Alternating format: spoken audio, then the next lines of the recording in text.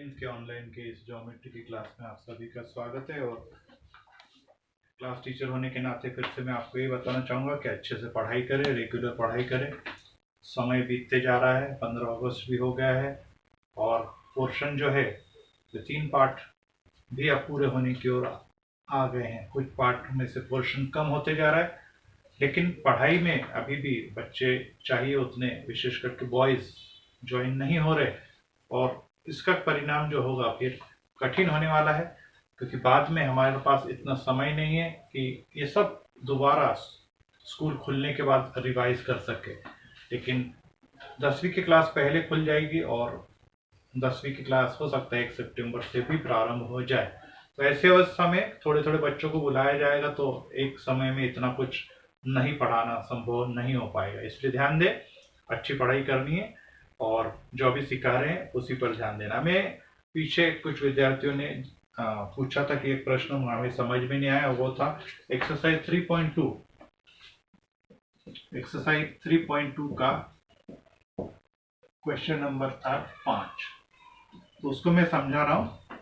ये एक इम्पोर्टेंट सवाल है, ध्यान में रखें। कठिन सवाल मैं बाद में भी सिखाऊंगा, क्योंकि पहले कच्चे सवाल या आसान सवाल हमको सीख लेने हैं। अगर वो समझ में आया तो ही फिर कठिन सवाल की तरफ बढ़ेंगे, नहीं तो क्या कठिन के पीछे हम लगेंगे तो कुछ भी सरल भी नहीं आते कई बार। इसलिए पहले सरल रिवाइज करने की कोशिश में कर रहा हूँ। एक बार दिमाग में कॉन्सेप्ट बैठ गए तो कठिन भी समझ जाएंगे। तो आइए हम इस सवाल की तरफ चले। 2 वृत्त है बाह्य स्पर्शी, एक दूसरे को एक ही बिंदु अर्थात ई पे काट रहे। एक का केंद्र ए, दूसरे का केंद्र बी, एक ही स्पर्श रेखा जिसका नाम सी डी है। टेंजेंट जो पहले को सी पर दूसरे को डी पे प्रतिच्छेदित कर रही है। अब ये देने के बाद उसने कहा है कि वृत्तों की त्रिज्या 4 और 6 सेमी। मालूम है 4 मतलब छोटी वाली त्रिज्या होगी ये 4 सेमी, और बड़ी वाली जो त्रिज्या यहाँ से यहाँ तक ये 6 सेंटीमीटर। अब ये 4 और 6 में आपको अब ज्ञात करना है कि CD की लंबाई कितनी होगी। इस CD की लंबाई ज्ञात करनी है आपको, तो CD कितना है। अब इसमें अपने को कुछ रचना कार्य करके, कुछ नियमों का इस्तेमाल करके भी कार्य करना पड़ेगा। तो एक एक स्टेप अपन यहाँ पर सीखते जाएंगे कि अब जब हम इन तीनों को मिलाएंगे तो ये एक रेखीय होते हैं। मतलब यहाँ से यहाँ तक भी त्रिज्या, यहाँ से लेके यहाँ तक भी त्रिज्या, और इसी कारण से हम जब बाह्य स्पर्शी होते हैं तो क्या करते हैं, त्रिज्याओं को R1 जमा R2 का सूत्र लगाते हैं। अंतस्पर्शी में R1 घटा R2 लगाते हैं। सभी जानते हैं ये R1 है, ये R2 है। तो ये भी 4 हो जाएगा और ये हो जाएगा 6, क्योंकि एक ही वृत्त की त्रिज्या है। अब इसमें अपने को एक रचना कार्य करना पड़ेगा, और रचना कार्य इस प्रकार से करेंगे कि सी से ए से इसके ऊपर एक लंब खींचेंगे, ऐसा 90 डिग्री का कोण खींचेंगे, और ये बताएंगे कि ये आयत है। अपन इसका नाम ABCD F दे दीजिए, ये F हो गया। अभी 6 जो है यहाँ से यहाँ तक का 6 है, कुल 6 सेंटीमीटर। तो देखिए कैसे करेंगे आप इस सवाल को करने जा रहे हैं हम लोग, समझ लो कैसे करें। पहले कर रहे हैं हमने रचना किए। रचना में रेख AF बनाइए जो लंब है त्रिज्या DB पर, इसलिए कोण F जो हो गया, लंब का मतलब कितने अंश का कोण है, 90 अंश का कोण। अब इस चतुर्भुज का विचार करेंगे हम लोग। ऊपर का जो चतुर्भुज है जिसका नाम है ACDF में, ऊपर वाले चतुर्भुज में। अब देखिए कोण C और कोण D 90 अंश है। बताइए क्यों 90 अंश है। कोण C और कोण D भी 90 अंश है। कारण है त्रिज्या लंब होती है स्पर्श रेखा पर, या स्पर्श रेखा का प्रमेय, जो भी आप कहें। ये स्पर्श रेखा है, त्रिज्या स्पर्श रेखा पर लंब होती है। अब इस चतुर्भुज में 2 कोण तो हो गए, और F जो है अभी अपन ने बताइए भी 90। तो इसलिए जो बचा हुआ कोण है ये वाला, जिसको कोण A कह रहे हैं हम लोग, इसलिए A भी कितना हो जाएगा, 90 अंश हो जाएगा। ये कौन सा नियम लगाया मैंने, चतुर्भुज का गुणधर्म। क्या है चतुर्भुज का गुणधर्म कि चतुर्भुज के चारों कोणों के मापों का योगफल कितना होता है, 360 आता है। तो ये भी 90, ये भी 90, ये 90, कितने हो गए 270। 270 में से ये 90 घटाया तो बच जाएगा ये भी 90। इसलिए अब ये चतुर्भुज ए सी डी एफ ये क्या हो गया, एक आयत। और अगर ये आयत है तो इसकी समूह भुजाएं कैसी होती है, सर्वांग सम होती है। अर्थात ए सी ये बराबर हो जाएगी डी एफ के, और एसी की माप दी है 4, तो ये भी कितनी हो गई 4 सेंटीमीटर, और ये वाली बराबर है इसकी, ये वाली इसके बराबर हो गया। और सी डी ये बराबर हो जाएगी ए एफ के, और ये अपने को ज्ञात भी करना, आगे जाके ये ज्ञात करना अपने को। अब हम ये 4 है तो ये भी 4, ए एफ और सी डी ये दोनों आपस में क्या है, सर्वांग सम है, जो कि हम आगे सी डी के लिए ज्ञात करेंगे। अब इस चतुर्भुज में आ जाइए,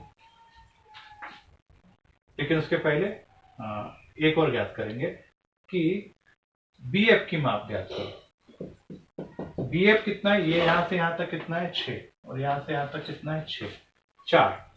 तो बी एफ कितना हो गया, बी डी में से डी एफ को घटा देंगे, अर्थात 6 में से 4 गया 2 सेंटीमीटर, मतलब ये कितना आ जाएगा 2। देखिए 2 और 4 6। अब इस त्रिभुज में आ जाइए, त्रिभुज ए बी एफ में कोण एफ 90 अंश है, अपन रचना से बता ही चुके। पाइथागोरस प्रमेय लगेगा, कर्ण का वर्ग बराबर पहली भुजा का वर्ग जमा दूसरी भुजा का वर्ग, तुरंत लिखेंगे रीजन पाइथागोरस। कर्ण यहां पर क्या है, ए एफ,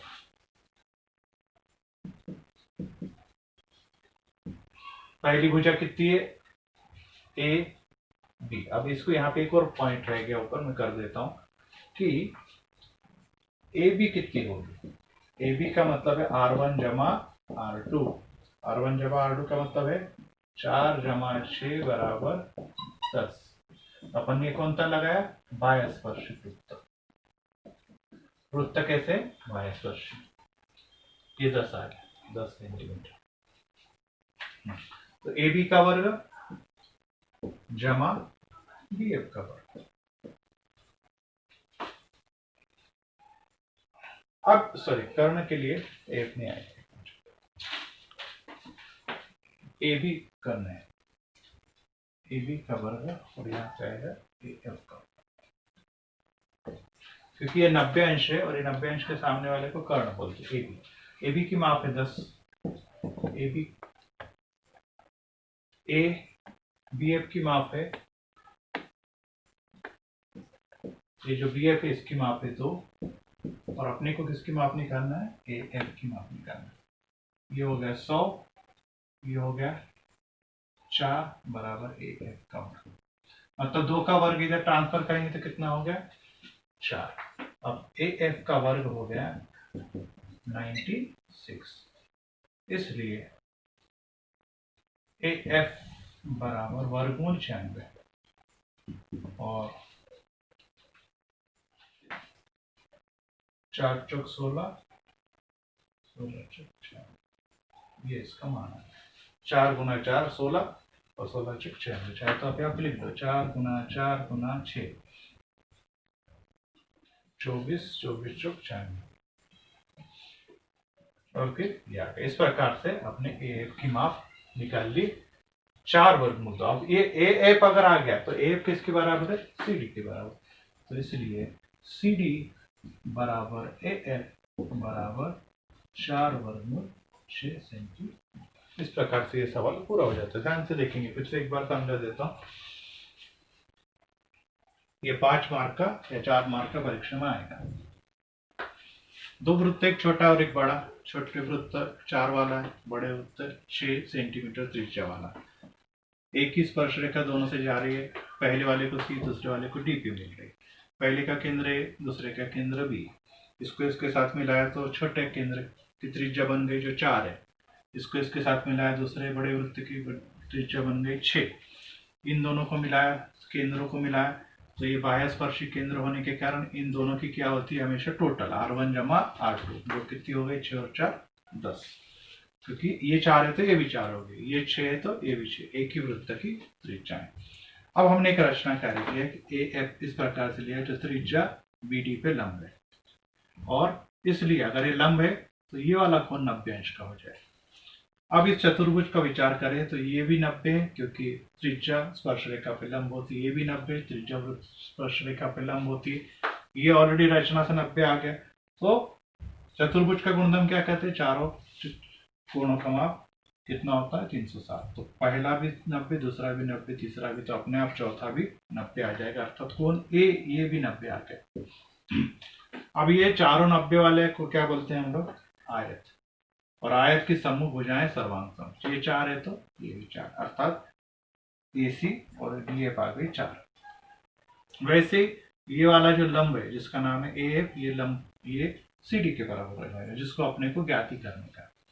अब आ जाइए AB की माप निकालने, तो AB दो त्रिज्याएं मिलकर बना हुआ है, इसलिए 4 और 6 मिला के 10 बाह्य स्पर्शी। अपने को निकालना है BF, इसकी जरूरत पड़ेगी, तो ये टोटल 6 था, अर्थात BD 6 था, और BD में से 4 वाला DF को घटाया तो बन गया 2 सेंटीमीटर, ये आ गया 2। अब इस त्रिभुज का अगर हम विचार करेंगे तो इसमें ये वाला 90 अंश का कोण है, ये 90, तो 90 के सामने वाले को कर्ण बोलते हैं, कर्ण हो गया AB, एक भुजा ली BF और दूसरी ये भुजा हो गई BF, और ये हो गई AF। BF की माप है 2, AB की माप है 4 और 6 10, 10 का वर्ग 100, 2 दूनी 4, इधर चले गया माइनस 96, 96 आ गया, 96 का वर्गमूल निकाला तो 4 वर्गमूल 6, ये AF का मान है। अगर AF 4 वर्गमूल 6 तो CD भी कितना आ जाएगा 4 वर्गमूल 6। इस प्रकार से यहाँ पर इस सवाल को हमने पूरा कर लिया है, तो इसको आप लोगों ने अपनी कॉपी में उतार लेना है, इसको फिर से बार बार दोहराना है, एक सवाल पीछे करेगा, क्योंकि अपन 3.4 की ओर अब जाने वाले हैं, तो इसलिए अब अगला प्रकार हम सीखने से पहले इसको मैंने पीछे छोड़ा था, अब मैंने सिखा दिया। मैं फिर दोहरा रहा हूँ कि कठिन जो कुछ सवाल है वे हम कराएंगे आपको, लेकिन पहले सरल सवाल आपके दिमाग में अच्छे से बैठने चाहिए और उसकी प्रैक्टिस आप अच्छे से करें, नहीं तो क्या होगा, सरल भी नहीं आते, कठिन के पीछे जाएंगे, कुछ भी नहीं आने वाला। इसलिए अब नए प्रश्न संग्रह की ओर हम जा रहे हैं, लेकिन उसके पहले कुछ नियम मैं आपको समझा देता हूँ और उस नियम के आधार पे हम उन सवालों को करेंगे। इसमें भी वृत्त को हमको सीखना है कि वो नियम कौन से होते हैं। जो पीछे आपको मैंने नियम दिए थे, जिसमें आपने केंद्रीय वृत्त के गुणधर्मों के बारे में अपन ने देखा, अंतर्लिखित कोण के बारे में हमने देखा, उसको आपने सीख लिया होगा। अब हम एक नया जो प्रकार जो पीछे सीखना रह गया था और उसी के आधार पे अब हम आगे के सवाल करेंगे, और वो ये है कि अगर दो जीवाएं एक दूसरे को प्रतिच्छेदित करती है, यहाँ पे मैं हल कर रहा हूँ, एक वृत्त है, ये भी एक ही वृत्त है, और इन दो वृत्तों के दो नियम में सिखा रहा हूँ, और उसके आधार पर हम सवाल भी देखेंगे कि अगर ऐसे दो वृत्त दिए, अभी हमने दो वृत्तों को स्पर्श करना अंतबाह्य देखा, अब दो जीवाएं जो है, जीवा भी कह सकते हैं, और उसको अगर बाहर लेके जाएंगे तो उसको छेदन रेखा भी कह सकते हैं, दोनों भी एक ही प्रकार है। तो अगर ये यहाँ पे केंद्र है, ये पहली जीवा गई, ये दूसरी जीवा है, और इसका नाम दे दीजिए AB, और दूसरे का नाम हम दे देते हैं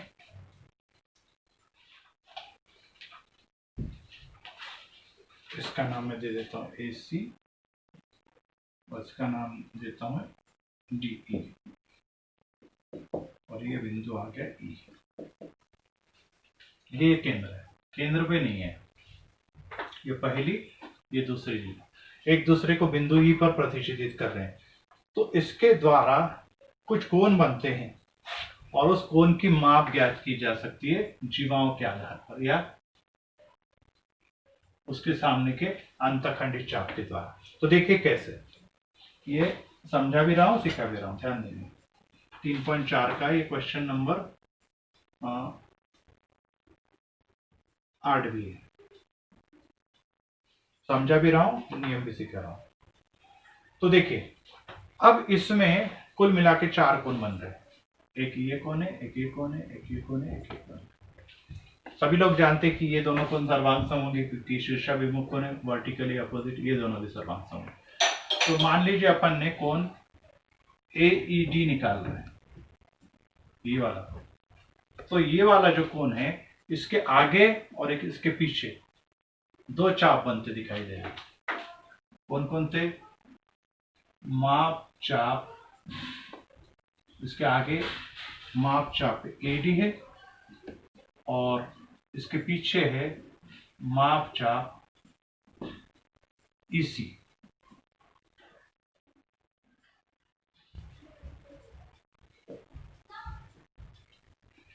ये कोण के सामने ये वाला एक चाप है और उसके पीछे ये वाला चाप है। तो इन दोनों अगर आगे पीछे हो, मतलब दूसरी भाषा में हम लोग कहेंगे कि अगर ये प्रतिच्छेदन बिंदु अंदर हो तो इन दोनों का टोटल करते हैं और उसका आधा करते हैं, क्योंकि हमने इसके पहले भी सीखा है कि अंतरलिखित कोण के माप अंतखंडित चाप के माप की आधी होती है। तो अगर ये कोण आपको ज्ञात करना है तो इसके आगे की जो एक चाप है और एक पीछे की चाप है, इन दोनों के क्या करने पड़ेंगे? योगफल करना पड़ेगा। अगर अपने को ये कोण निकालना है AE ये बी कर लीजिए इसको, AB। अगर ये कोण निकालना है तो ये वाली चाप और ये वाली चाप, इसका क्या करेंगे? टोटल का आधा कर देंगे। फॉर एग्जाम्पल एक समझा देता हूँ कि मान लीजिए ये कोण निकालना है, मान लीजिए ये है 70, ये है 48 अंश और ये है 42 अंश और ये कोण निकालने का। तो क्या करेंगे हम लोग? 1/2 42 जमा 48 दोनों की टोटल कर लेंगे। इन दोनों की टोटल की 0 9, ये हो गया 45, अर्थात ये कोण आ गया 40। ऐसा किया गया, मतलब इसके आमने सामने की ऐसी अगर चापें दे दी गई तो हम ये कोण निकालने के लिए इन दोनों की टोटल करेंगे, योगफल करेंगे और उसका क्या कर देंगे? आधा कर देंगे। अगर यहाँ पे कोई एक चाप दी 105, यहाँ पे दी 210, 200, 120, तो ये दोनों की टोटल करेंगे और उसका क्या कर देंगे? इस कोण के लिए आधा कर देंगे। अब एक सवाल मैं करता हूं जिससे कि आपको और समझ में आएगा। क्वेश्चन नंबर 8 की आकृति थी, अभी मिटा देता हूं मैं। अब ये सवाल तो इसी प्रकार का है लेकिन थोड़ा सा अलग है। इसमें दिया है कोण मापचाप AE, कौन सी? ये वाली ऊपर वाली, ये है 95 और कोण दे दिया उसने ABE, ये वाला कोण है 108 और आपसे कहा है कि ये वाली चाप ज्ञात करो। मैंने आपको बताया कि ये कोण के लिए ये दोनों चाप लगती है, ऊपर और नीचे वाली। इस कोण के लिए या इस कोण के लिए दाएं बाएं की चाप लगेगी और इस कोण के लिए ऊपर नीचे की चाप लगेगी। तो आप कैसे लिखेंगे? देखिए, अब यहां पे सबसे पहले दत्त लिखना पड़ेगा। क्या दिया है कि जीवा AC तथा जीवा दूसरी कौन सी है? DE बिंदु B पर प्रतिच्छेदित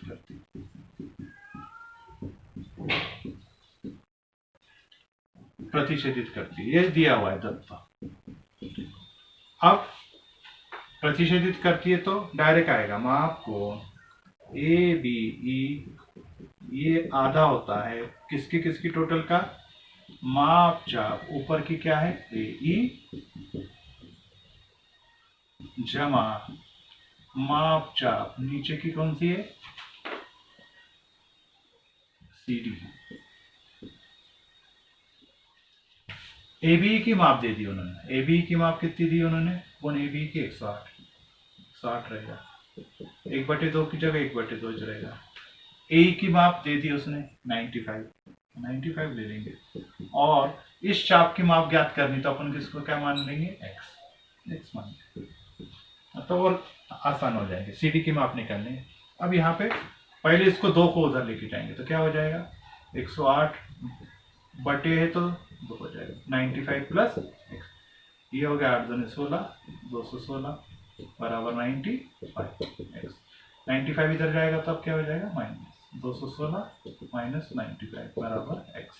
तो x बराबर आ जाएगा आपका 1 और 11 में से 2, 121 अंश। और x का मतलब हमने क्या माना था, चाप CD। तो इस प्रकार से दो जीवाओं के प्रतिच्छेदन के द्वारा बनने वाले कोण उसके सामने के कोणों के योगफल के आधे होते हैं, योगफल के आधे होते हैं। तो यहाँ पर हमने ऊपर का कोण नीचे का कोण, अगर ये कोण मांगता तो ये और ये चाप लेना पड़ेगा, दोनों की टोटल का आधा। जैसे मैंने एक उदाहरण आपको बताया, अगर चापे दी तो कौन निकलेगा, और एक इसमें क्या दिया, थोड़ा सा उल्टा, एक कौन एक चाप दी और अपन ने इस चाप की माप निकाली, बी इसका ऊपर की चाप ए, इसके नीचे के चाप CD का आधा 108 लिया, नीचे 2 तो इधर आ गया ऊपर 216, 95 इधर आ गया तो माइनस, और CD की माप या x का मान पहले निकाला और x के मान की सहायता से दूसरा निकाला। अब इसी का दूसरा प्रकार है कि अगर ये जो दोनों भी, अगर यहाँ पर दोनों भी जो चापे जो है वे अंदर न काटते हुए बाहर काटे, देखिए ये एक चाप जा रही है इसमें, इसका नाम है EN, क्वेश्चन 7 भी है EN, और दूसरी जो चाप है वो यहां से जा रही है इसमें, और इसका नाम है FS, और ये बिंदु M पर है मिल रही है। तो एक कोण भी बन गया यहाँ पे अंदर कोण बन रहा था, अब यहाँ पे कहा क्या हो गया, कोण बाहर बन गया। और उस अवस्था में यहाँ पे 2 कोण थे, दाएं बाएं ऊपर नीचे, अब यहाँ पे एक ही कोण नहीं वाला था। अब इसके सामने क्या आ गए, 2 चापे आ गए। कौन कौन से 2 चापे आ गए, एक ये वाली चाप आ गई और एक ये वाली चाप। देखिए इसके सामने भी 2 आ रही थी, इसके सामने भी 2 आ रही थी, इसके सामने भी 2 आ रही थी। अब फर्क क्या होगा, आप आसानी से बोल सकते कि सर अब प्लस की जगह क्या करेंगे हम लोग, माइनस करने वाले हैं। आप देखिए कैसे, यहाँ पे मैं कर रहा हूँ, ये क्वेश्चन नंबर 7 भी आपका, फिर से पूरा लिखेंगे आप कि जीवा AC तथा जीवा EN तथा जीवा FS बिंदु किस पर प्रतिच्छेदित कर रही है, M पर प्रतिच्छेदित कर रही है। और अगर प्रतिच्छेदित कर रही है तो क्या लिखेंगे, माप कोण E पूरा लिख दी NNS, ये आधा हो जाएगा किसके किसके, माप चाप बड़ी वाली पहले लिखेंगे, इसमें गड़बड़ नहीं करनी। बड़ी चाप का नाम है NS और छोटी चाप का नाम है EF।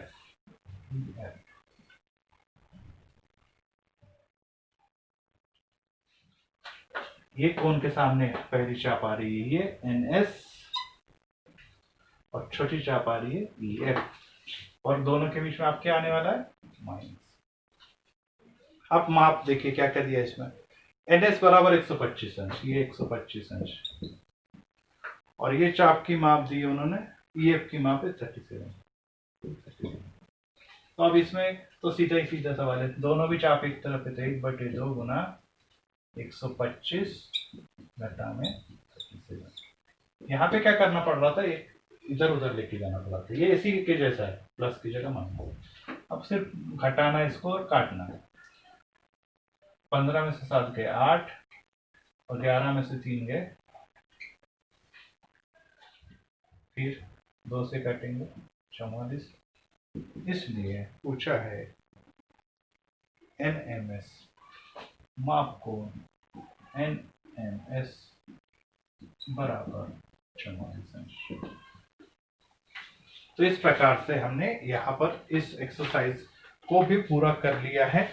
और बाद की एक्सरसाइज है 3.5, ये जो है वो हमें 3.5 जो एक्सरसाइज है वो हमें डिलीट है, अर्थात इसके बाद का पोर्शन पूरा डिलीट है।